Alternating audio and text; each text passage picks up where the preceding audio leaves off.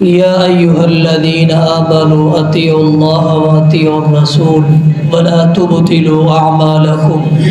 سامعین حضرات، یہ روز ایک سوال پوچھا جا رہا ہے، مناسب سمجھا کہ اس کی وضاحت کر دی جائے۔ سوال یہ ہے کہ 22 رجب کو کونڈے کیے جاتے ہیں، آیا کہ 22 رجب کو کونڈے کرنا اور یہ نیاز کرنا شریعت اس کے متعلق کہاں تک ہماری رہنمائی کرتی ہے؟ تو اس کی وضاحت کچھ یوں ہے۔ 22 رجب کے کونڈوں کی جو نسبت کی جاتی ہے وہ سیدنا امام جعفر صادق رحمہ اللہ تعالی کی طرف کی جاتی ہے۔ اگر ہم تاریخ کا مطالعہ کریں، تاریخ کے اوراق کو ہم تبدیل کریں، مورخین کی ہم تاریخ پڑھیں، تو بات سامنے آتی ہے کہ 22 رجب کو نہ امام جعفر صادق رحمہ اللہ تعالی کی پیدائش کا دن ہے، نہ ہی 22 رجب کو امام جعفر صادق رحمہ اللہ تعالی کی وفات کا دن ہے۔ تو ان کی پیدائش اور وفات کا دن بھی مورخین نے نقل کیا ہے، لکھ دیا ہے۔ کہتی ہیں کہ امام جعفر صادق رحمہ اللہ تعالی کی جو پیدائش ہوئی اس دن میں وہ 17 ربیع الاول تھا، اور 43 یعنی 8 اور 3 83 ہجری کو ان کی پیدائش ہوئی۔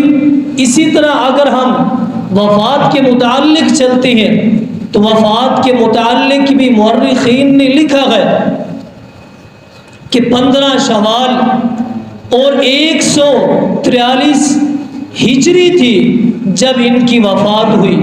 تو پتہ چلتا ہے کہ امام جعفر صادق رحمہ اللہ تعالی کی 22 رجب کو نہ ہی وفات ہے اور نہ ہی پیدائش ہے۔ پھر اس دن کو کونڈے کیے جاتے ہیں، کونڈوں کے نام سے نیاز کی جاتی ہے اور یہ منت پوری کی جاتی ہے۔ یہ کیوں کیا جاتا ہے؟ مورخین نے پھر یہ وجہ بھی لکھی۔ کچھ لوگ اس دن بطور خوشی کے یہ کونڈے کرتے ہیں، خوشی مناتے ہیں۔ اور 22 رجب کو ایک شخصیت ایسی بھی گزری ہے جن کی وفات 22 رجب کو ہوئی ہے، اس تاریخ کو ہوئی ہے۔ وہ کون سی شخصیت ہے جن کے متعلق مورخین نے لکھا ہے؟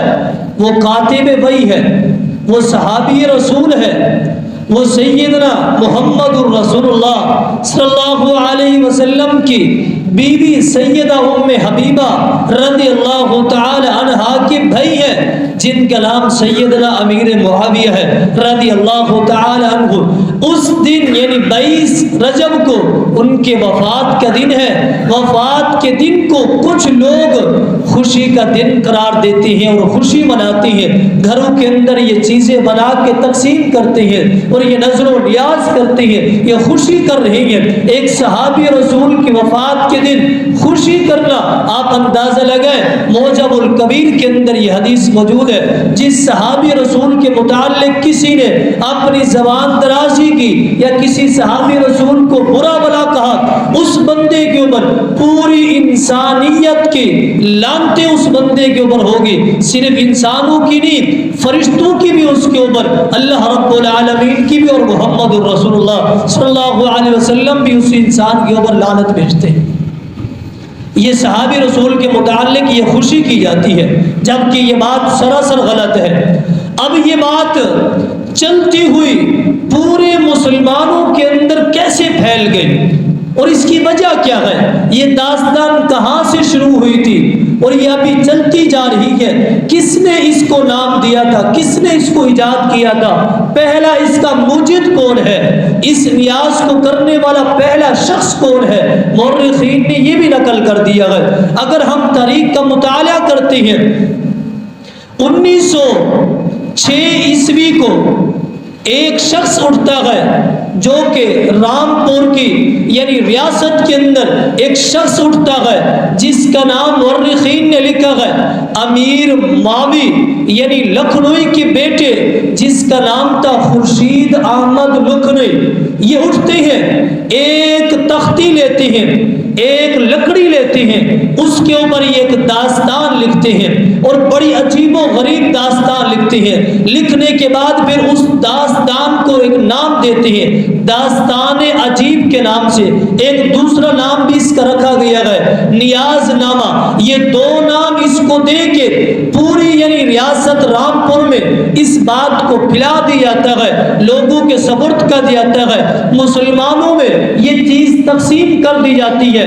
اس داستان کے اندر لکھا ہوا کیا تھا، اس تختی کے اوپر نوٹ کیا تھا، اس شخص نے خورشید احمد لکھنوی نے کیا لکھوایا تھا اور لوگوں میں تقسیم کروا دیا تھا، بات تو بڑی لمبی ہے، صرف خلاصہ بھی آپ اس کا سماعت فرما لیں۔